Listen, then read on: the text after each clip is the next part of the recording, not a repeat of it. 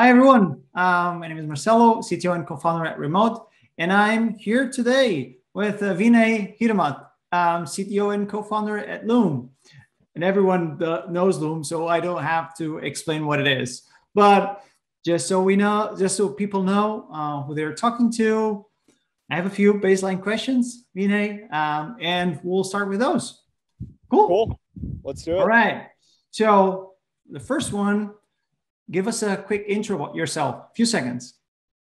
Sure. Vinay, I'm like Marcelo said, I'm the CTO and one of the co-founders at Loom. I started out as the head of engineering. I scaled the team to about 25 people, both managing, building the org, as well as doing the technical cohesion and vision, and then ended up hiring in a VP of Eng and transitioned into the CTO role about a year ago now. Cool. Thank you. So what are the things that you currently do today or you spend your time on? So many things. Today, I'm setting some technical vision and direction for the company. Specifically, we're looking at the intersection of machine learning and artificial intelligence and how we can use that to index the looms. We have over 100 million looms on our platform. So how can we better index those videos and make them relatable to each other, unlock superpowers for people because video is a really dense file format. I'm also, involved in any fundraises. We ended up closing a fundraise earlier this year, and so did Remote. And so any fundraises that come through, I work on those with my co-founder. I'm also working on some unit economic stuff for our infrastructure as we're evolving and doing a lot more machine learning. We're doing a lot more features on something called our just-in-time transcoder, which allows us to edit video and audio instantly with no upfront compute or storage cost. I'm doing a lot of things. I'm in a few incidents, unfortunately, over the last few weeks. So I might seem a little scatterbrained. I'm trying my best to focus on this, but also doing a lot of that. Candidate cell calls. I'm kind of all over the place. Tricks of the trade. Yeah. What do you enjoy the most? I think I enjoy working with teams of engineers on problems that, I kind of like these problems where it's like you're solving a really hard user pain, but they're also very difficult. And I especially like the types of problems where you solve them and then you build other types of problems on top of those problems. And you kind of get like when you solve hard technical problems within software, the barrier to entry is so low that really what it does is it buys you some time before it gets commoditized. And my hope is that we can build a lot of these types of technologies on top of each other. So you exponentially elongate that market position. And so I really love doing that. I also really love recruiting, and I love hopping on calls with like new people that are joining our team who are excited to just kind of contribute. And I also really like, I don't know if you can relate to this, Marcelo, but I really like, feeling these like new chapters of the company as it evolves, just going from like nothing to where we are now and kind of like seeing it. And then, in a couple of years, looking back on the chapter that I'm at now and being like, whoa, that was like early. There were like so few people, there were so few things going on. So I really enjoyed that too. Awesome. And the very last baseline question, how do you define failure? How do I define failure? I guess it depends on like what the vector is that we're defining success on. In life, it's probably the less present I am and the less happy I am and the less gratitude that I have. That's failure. And sometimes I have to trade off on like being present and being grateful, in order to do a bunch of other stuff. But I'd say that within the company, there's some initiatives where, failure is not trying, right? Like you already know that the stakes are so high and, the opportunity cost of not doing it is so great. And maybe failure is like also very high, but just not doing it at all is a failure in and of itself because you're not pushing the team and you're not pushing your identity as a product. And so that might be a failure. Another type of failure might be, hey, like there's this giant privacy incident or this giant downtime incident, and actually we knew that this was going to be a problem, but we didn't do anything to prioritize it. And now we have to like go back and look at how we're empowering our engineering managers. Do we have the right foundations roadmaps? Like, what does the organization look like that led to this state of affairs? That's another type of failure. I don't define failure usually though as being wrong. You make a lot of, fundamentally what you're doing when you're starting a company is you're saying that I'm going to engage in a lot of risky endeavors where failure is like highly probable. And so if you don't meet your goal, I very rarely consider that a failure. I think that as long as everybody's executing at a bar that we're all happy with and we think aligns with our core values as a company, we should allow for failure. And we actually have one of our engineering core values is fail forward. I fundamentally don't think that you can create an innovative org if you don't like actually embrace and celebrate failure. And so 100%. Cool. Yeah. Thank you. Those were the baseline questions, so everyone knows who they're listening to. So now more into the meatier questions. Sure. I mean, we were talking before we started this recording that by the end of 2020, we used to be 5 years younger. Yeah. And this comes because of many different things, of course. Also, our context is hyper-growth companies, but also crazy pandemic and the state of the world. And this propelled teams and companies to change and mutate a lot, right? Right. What is your opinion on what all this did to engineering teams and distributed engineering teams as what pertains to diversity, inclusion, or just the fact that they're scattered or not? Now, what do you think changed in the last couple of years fundamentally? Yeah, I'll start out by telling you like what happened to Loom, right? And then we can go from there because I think it's a good anchoring point. So for reference, Loom went through, as did many companies, but Loom went through like a significant amount of growth. We actually went through 2 periods of hypergrowth.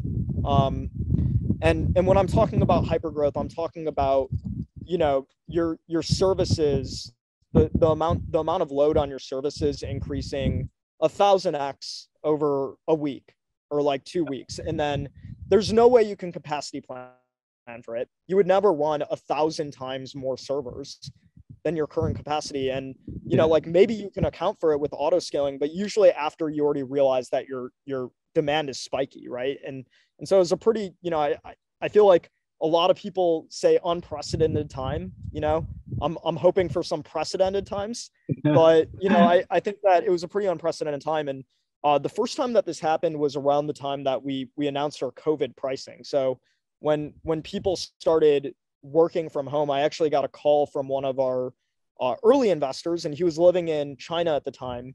And he was letting me know what things were like over there, maybe a month before things really started closing down in the US. And then, subsequently, unfortunately, in Europe, where people were getting hit much harder. And what ended up happening is when we announced our COVID pricing, and we were like, hey, teachers, students, people in nonprofits, you're going to get Loom for free. Like, we know that you have to figure stuff out and you have to change the tooling around how you work.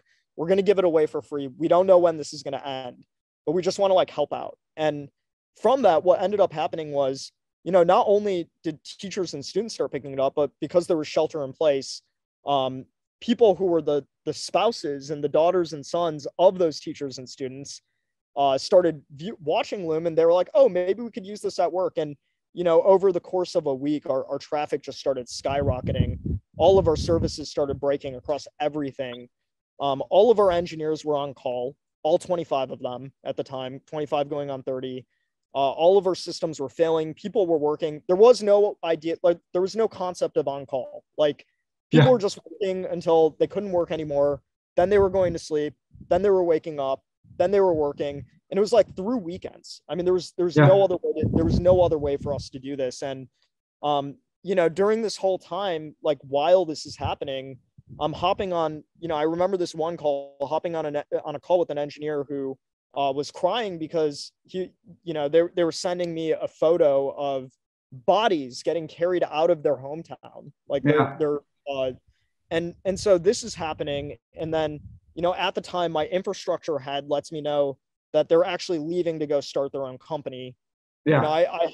Like while all of our servers are hot, I hop on an all hands, and I get basically railed by the support team, because the support team is super under stress, and they're like, hey, like, we really need engineering help to like solve these support tickets.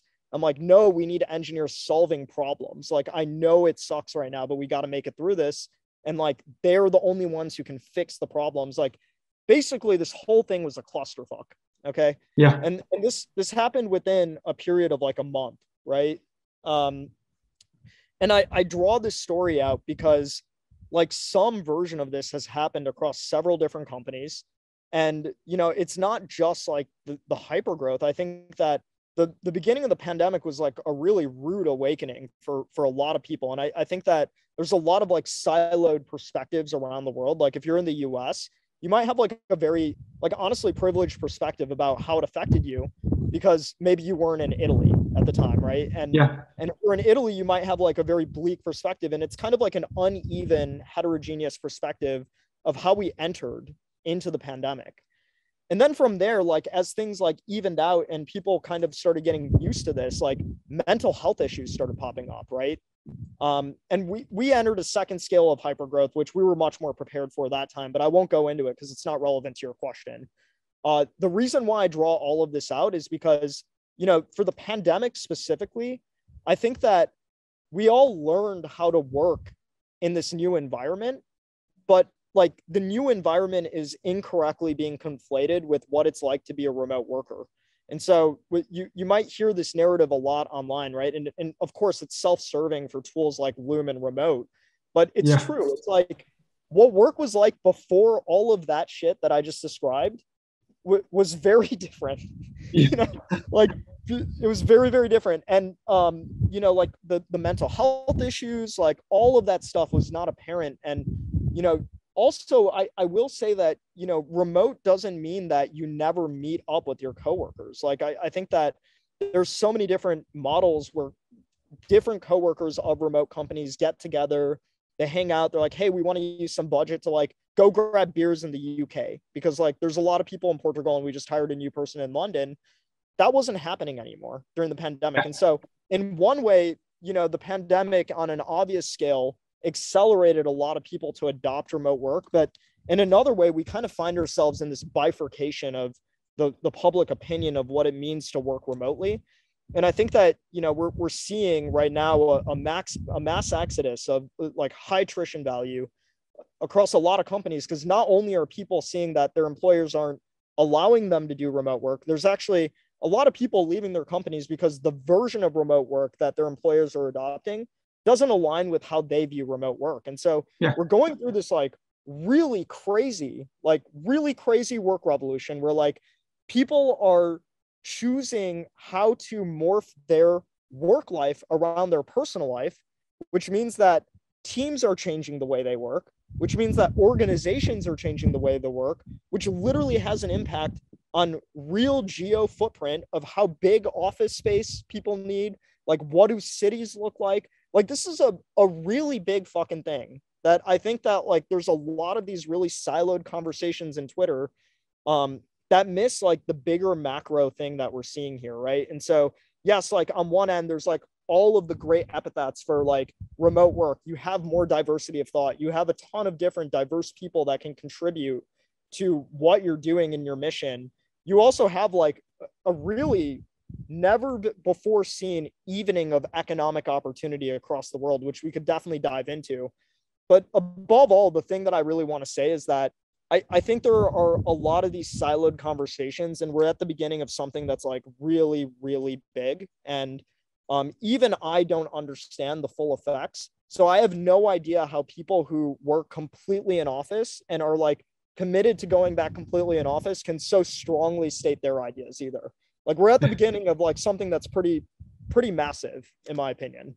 Yeah, that's definitely. I often jokingly say that this is a singularity in a lot of aspects. The definition of singularity is usually associated with the AI, but its actual interpretation is a point in time in which something fundamentally changes and everything changed with it, right? That you just can't go back because it changes everything. And that's very much the case. A lot of things will not be the way they were before. And even our perception of things will have to fundamentally change because the world changed. Our lives changed. You see it, even as you said, like we see it today in even construction. Like people started valuing their homes a lot more. Like all around the world, I'm hearing more and more people saying that they want to make changes around their house construction. There are not enough materials because everyone is doing it. Like everyone realized that they should invest more in their home, in their livelihood, and in whatever quality of life. And that very much speaks to all you said. Now, this also brings me to a related sort of adjacent point. Like this, all, of course, was a bit of a clusterfuck event. But at the same time, it's also accumulation of a lot of things, right? The way we go through it is an expression of our experience and accumulated experiences throughout the years, and of course, the things that we've done, different jobs, different tasks, different teams, all of it together. So, what would you say, in your perspective, what was your tipping point? Like, in which moment? Of course, at some point, this is like big downhill, crazy things happening left and right. And what was your tipping point? That inflection point that you're like, all right, I can't go lower. I got this. I know what to do. Yeah, this is you're specifically asking, are you specifically asking with engineering war stories, or are you talking about like as a founder or Well, I mean, I have a few. I'd say that like definitely the experience that I described to you made me probably a more empathetic and grounded leader for sure of anything that I've done. I'd say that that was certainly a low point. That during the scaling incidents, it's kind of like there's this thing as a founder, you start the company, right? And you're not qualified for your job. Like as you build as you you're keep just building, there. you're there and you've been there. And like you really, at the greatest companies, the founders are constantly having to like reprove their worth within their new roles, right? And the growth of the company can go like this, but personal growth doesn't always mirror it because we're humans. And so I'd say that like one thing from like just kind of an ego standpoint that really scared me during last year was that up until then, I'd known that like, I'm technical, like, sure. I know a lot about distributed systems, but you've never actually been in a situation where you kind of go through this amount of growth in such a small period of time. And, it really makes you question whether or not you're the right person for the job. Right. And Yeah. I'd say that that's probably like one tipping point during like the second scale up. Like we started having latency incidents on our database. We thought we had fixed it in a week, and then it just started coming back again the next week. And I had a moment where I was talking to Joe, my co-founder, the CEO, and Jude, our VP of engineering, and I was like, guys, like, okay, I think I figured this out with the team.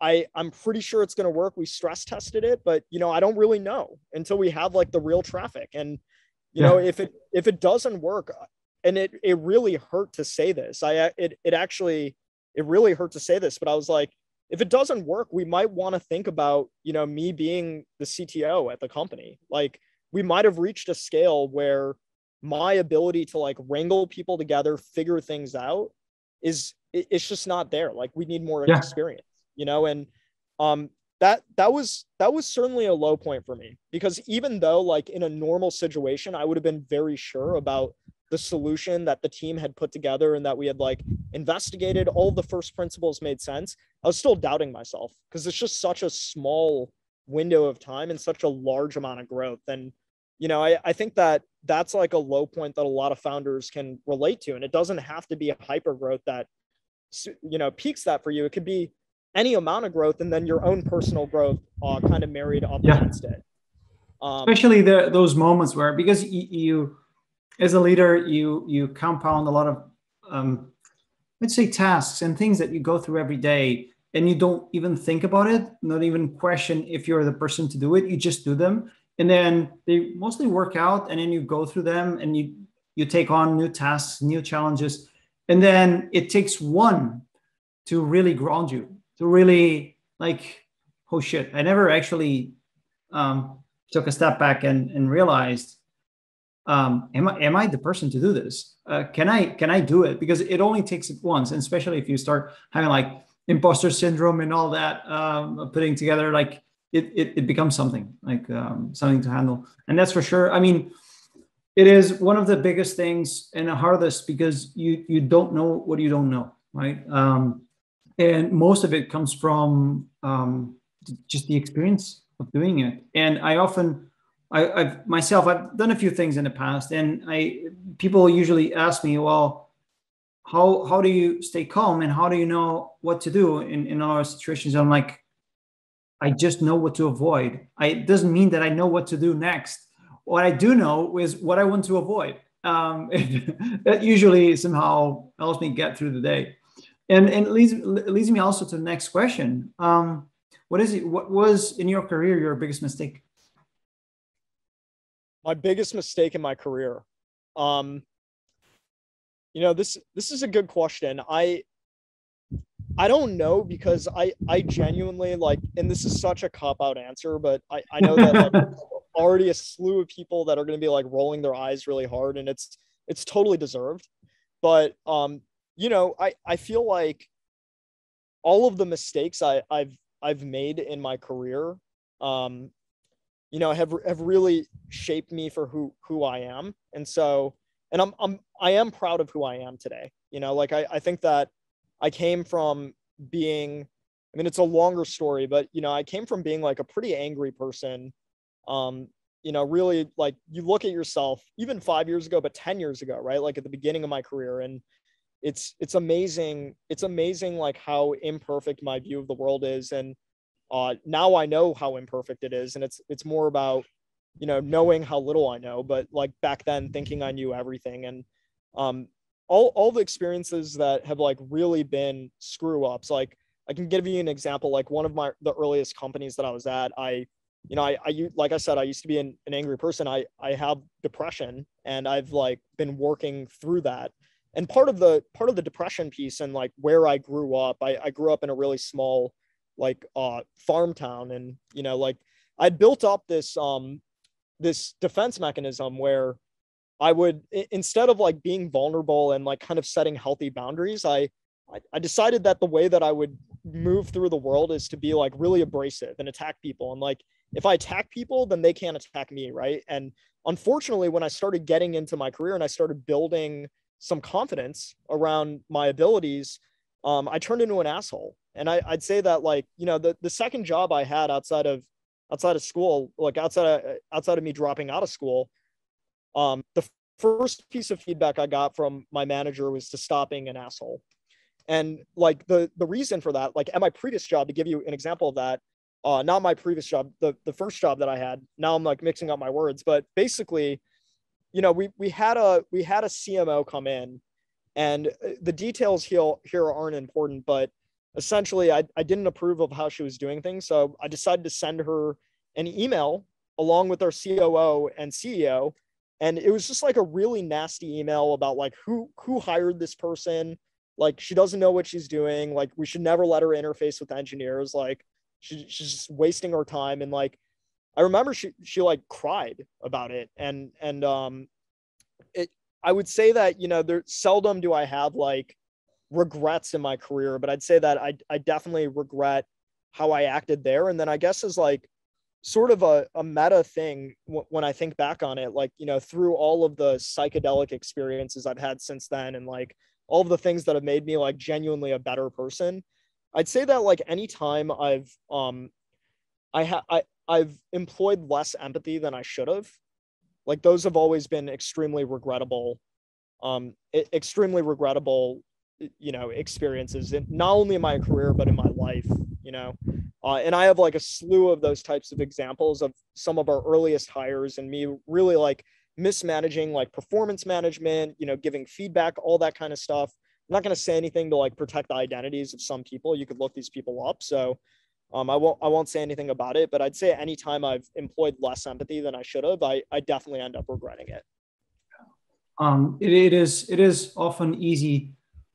That's why I like to ask this question, because it's often easy for people to look upon engineers and engineering leaders like small robots, people that calculate all the things, or are just purely irrational. And it's not the case, especially because we have the heavy pressure of delivering usually complex scenarios at the same time that we have to deal with human beings on a lot of ends, like on internal, because we have a team, externally, because we have so many stakeholders that are often very anxious about what we're doing, be it positive or negative.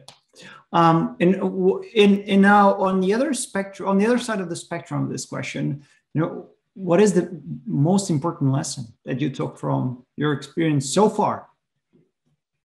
The most important lesson that I've taken from my experience so far.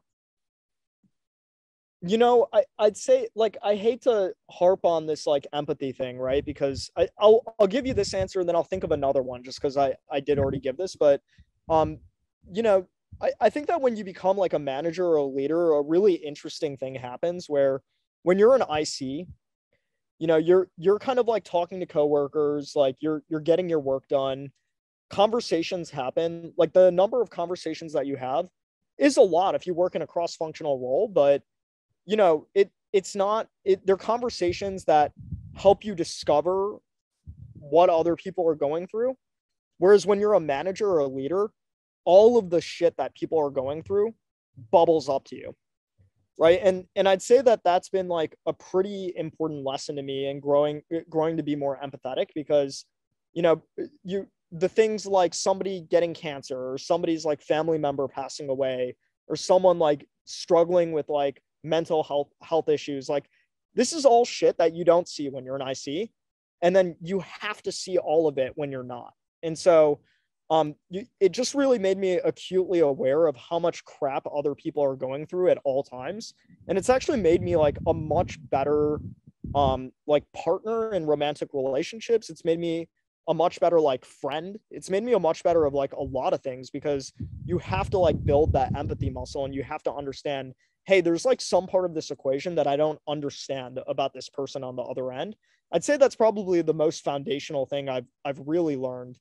There are like a bunch of other learnings. I'd say that, one that's probably less, it's less, it's less relatable to other people, but I think that when you found your own company and the company gets some success, right? Like your ego is so tied up in this company because the status of the company is going up, and then, therefore you feel like your value is going up. And it's a really dirty game. Like it's one that it is really hard to, it's almost inextricable to most people unless you're like the Dalai Lama, right? But I'd say that, the one lesson from that, unfortunately, that I've had to learn by like going through this journey with the company is that you really shouldn't tie your self-worth to the success, like how much capital you make in a capitalistic society, or how much success you have on like, generating wealth, or how much like status people like kind of attribute to you. Like it's really tempting to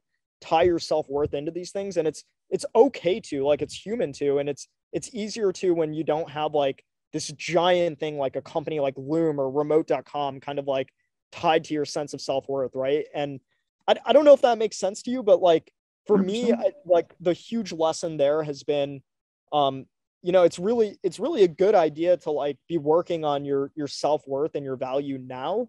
And I feel like that is like such an important lesson to tell to other founders too, and other people who want to start their own companies. Because I mean, 2020, like we were talking about all of these different circumstances that led to this being such a unique period of time. One of the unique things is that people were at home all the time and they couldn't go anywhere, and they had internet access, and money was cheap, interest rates were low around the world, and so cash was flooding in, and there was more investments now. And so all of these things are happening, and over 5 million businesses got started in the middle of the pandemic, almost all of them fully remote, right? And so I feel like this advice about like really working on yourself and making sure that like you feel good about yourself, regardless of what you're doing, is like so timely, because a lot of times the reason someone wants to start a company, not a super enjoyable experience, to be honest, like most of it, it's really fun, it's really rewarding, but like it's really shit too. A lot of Yeah. it's like, a lot of times the reason people go through that is because they have self-worth issues, to be honest. Like there's a lot of people like that. I'm not saying it's all people, but I have yet to meet a founder of a very successful startup that isn't doing what they're doing in some part because of childhood trauma. And so it's good to like try to evaluate how you view your own self-worth, because you can be successful and feel like you have a lot of self-worth. Like it's not zero sum. Absolutely. Absolutely. And one of the things you touched there, and I wanted to circle back on that, which is through our conversation, there are a few items that you dropped here and there about the teams and interaction, empathy, the different structures of teams, that people are in different countries and seeing different things. This is a structure that works out well for Loom, I assume, something that you guys are employing, and that the team is evolving in that way, very dynamically, organically, I believe, which is quite natural, of course. And do you think there's some, not secret, but what is in your mind the key takeaway item in that? So if you could like look at what you're doing and how you've been building the team, distributed and all that. So what is the one key takeaway that you can tell people, like if you're building a team, this work doesn't mean that it will work out for everyone, but this worked out really well for us? Yeah, I do think there is one thing that works out for everybody, right? Which is finding people who are really resilient and, you know, uh, people who are scrappy, really resilient, and want to get shit done. Like, especially early on, that's so important. And the great thing about remote is that you're going to find a lot of those people. Like, a lot of people are just entering a wealth market for the first time, right? Like, there are engineers working for Andela in Africa who are literally like 20xing their salaries that they've been able to make before. And these people, like, they're hungry. They want to get stuff done. And so, like, the one thing that I would say is always look for those types of people. And if you're willing to do remote, you're going to find a lot of them. And I think that like there is this over anchoring on Silicon Valley engineers, right? Like, or, EU engineers, if you're in Yeah. Europe, like, you got to get everybody from the UK. And it's like, don't get me wrong, I'm in San Francisco right now. Like, we employ Silicon Valley engineers, but we also have engineers from like New Zealand to Poland. And, some of our best engineers are not in the Silicon Valley. And so I think that it's going to take some time, but there's definitely, like, my advice would be focus on like the qualities that you want to hire for. And then don't be so tied to like pedigree. Even if you want to do all in office, look for an engineer who's like in Amsterdam and fly him out to your office and see whether or not it makes sense. Like, it's such a unique time to do that. And like, if you're not doing it, you're losing out. You really are. And so that would be one piece of advice. The other piece of advice I would say is like, if you are doing the sort of like modern work, like hybrid sort of role, there are like multiple variations of this that people have. Like, one is, people are going to be able to go into the office like X times a week. Another is kind of like Looms, where it's like, you never have to go into the office. We're actually remote first on everything, but we have these centers of gravity where if you want to go in, you can, right? And regardless of what you do, the one thing I would say is really think about time zone centers of gravity. And so if you're building out like a new initiative that needs to work really quickly, like async comms are going to just have to be adopted. Like, if you're doing remote, you have to do remote first. Like, you can't do like some remote and some not. Yeah. Everything has to be carried back into documentation, right? And so you might as well make sure that like the people that are working around a center of gravity, maybe it's like a product manager who has to like talk to everybody.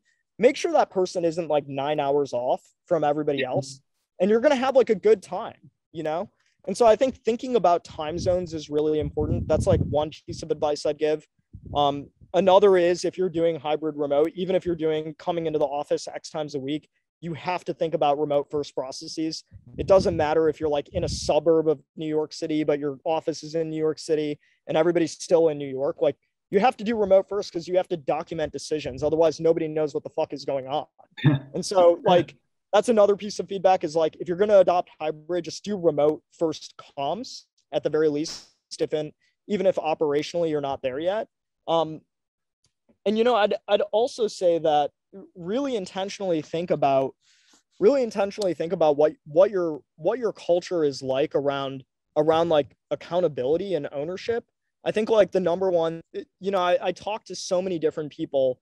There was a prompt, me and my co-founder, we end up, you know, going out into the woods and doing these like founder offsites once a year. And we did ours in Oregon, in Bend, Oregon, late last year. And we were like, okay, we're going to take this week and we're going to pick one really big question, each of us, that we're going to go back to the company and have an answer for.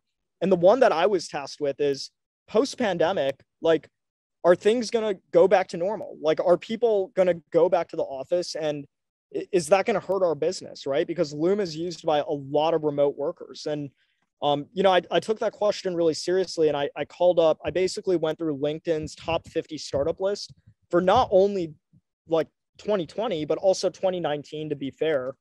And I went through all 50 startups and I looked at whether or not they were going to have an indefinite remote policy post-pandemic. And for the companies that didn't, I called up founders at those companies. I made like 75 calls. And you know, the number one thing that I realized that was underlying a lot of the anxiety around remote for managers, right? Like for leaders, forgetting about culture and all that stuff. The number one thing that I really picked up on was kind of like a lack of trust.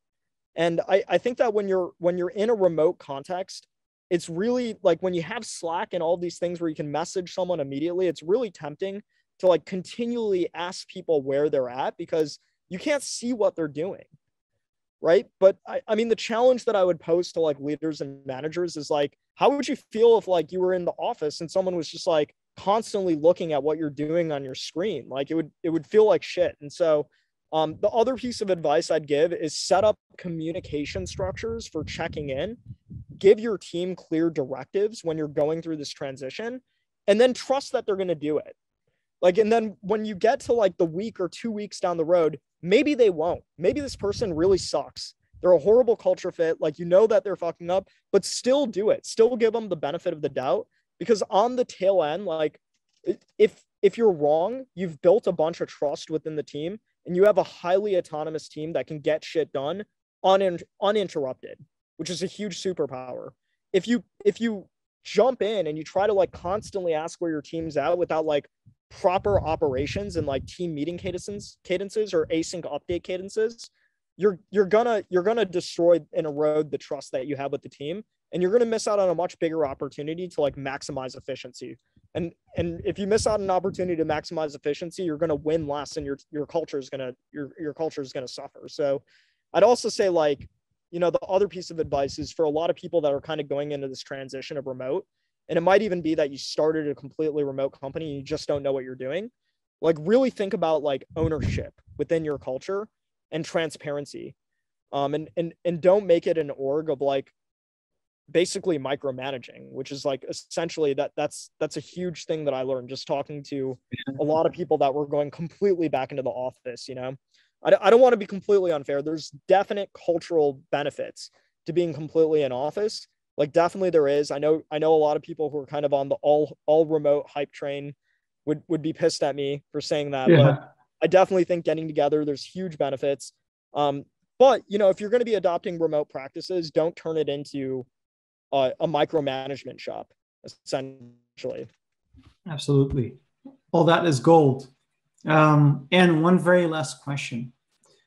I mean, engineering leaders, we go through a lot.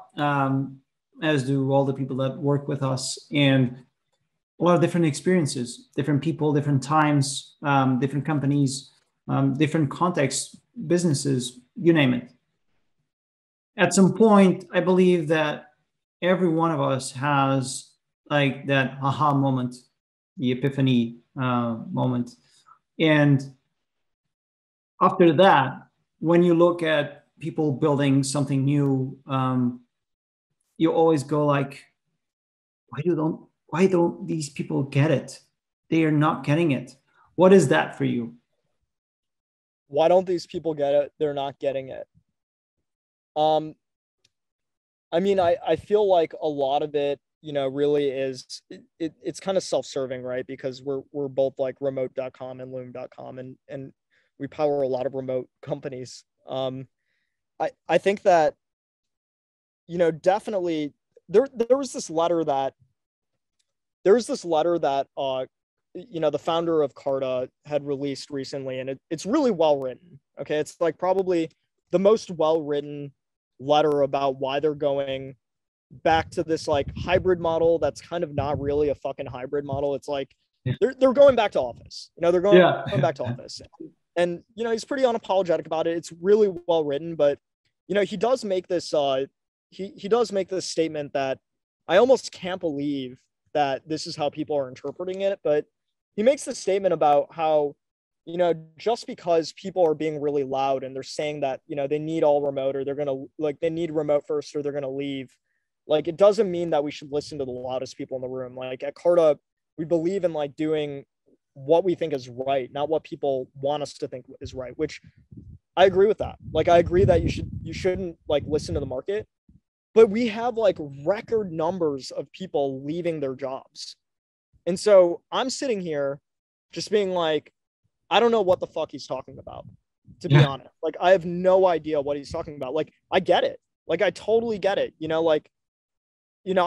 There's echo chambers on Twitter, online, like everywhere, right? Like, I get that part of it, but I think that for people who are thinking that like remote work is kind of this thing that like a lot of really privileged people are like asking for, and they just don't get it, and like we're not going to react really quickly. Like, just look at the stats of they're calling it the great resignation. Like that's the marketing behind it. But there's I talked to VCs of like who have invested in like all of the internet companies, right? And they're like, we're seeing record high attrition rates, record high. It's never been this way before. And not all these people are starting their own companies, right? Like they're going to other companies, and you have to really ask yourself, like, why is that? I think on one end, it's like money got really cheap. A lot of companies are flushed with cash. I mean, remote.com and Loom are, super lucky to be part of those companies. But so there's a lot of poaching that's going on, all that stuff. But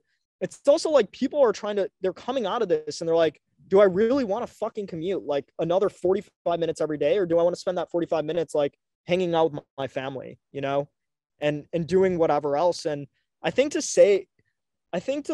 sum that up as it's just incredibly privileged people, like, is a really, it highlights how little of a purview they have on this and how localized they think it is to like the US or Europe. It's like, this is a global thing.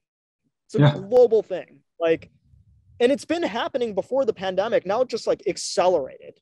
And so I look at that and kind of wonder, why do these people not get it yet? I think I have my answer for it, but it's only speculation, I'd say that also there's a lot of people, I read this in Hacker News, and there's a lot of people. There's this recent article about how YouTube stopped this live stream between this guy who has a very famous chess channel and this grandmaster, and they were using words like black and white and attack, and so the algorithm was like, oh, it's hate speech, like let's shut it down. And minus like my thoughts on free speech and hate speech and all that shit, and that's a whole flame war that's going to get me canceled.